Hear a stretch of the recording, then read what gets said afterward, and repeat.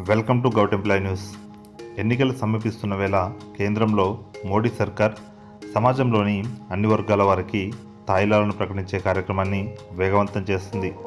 ఇందులో భాగంగానే శనివారం ప్రభుత్వ రంగ బీమా సంస్థల్లో ఉద్యోగులకు రిటైర్మెంట్ బెనిఫిట్గా పెన్షన్ను పొందేందుకు గాను వెసులుబాటు కల్పిస్తూ నిర్ణయం తీసుకుంది.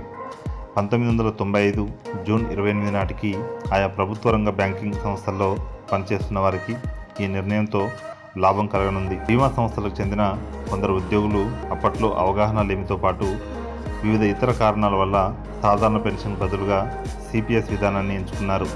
దీంతో వారు ఇప్పుడు ఇతర ఉద్యోగుల మాదిరిగా పెన్షన్ను పొందలేక ఇబ్బంది పడుతున్నారు. ఈ విషయాన్ని గమనించిన ప్రభుత్వం బీమా సంస్థల ఉద్యోగులకు సాధారణ పెన్షన్కు మారే సౌకర్యాన్ని కల్పించనున్నట్టు తెలిపింది.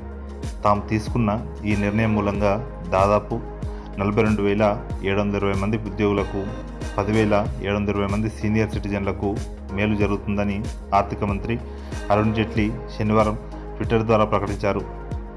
తాజా నిర్ణయంతో భారతీయ జీవిత బీమా సంస్థల్లోని 24,595 మంది ఉద్యోగులకు, 18,125 మంది ఇతర 5 ప్రభుత్వ రంగ బీమా సంస్థలకు మేలు చేయనుంది. ప్రభుత్వ రంగంలోని ఇతర బీమా సంస్థల జాబితాలో GIC, new India assurance company, national insurance company, oriental insurance company, United India insurance కంపెనీలు పనిచేస్తున్నాయి.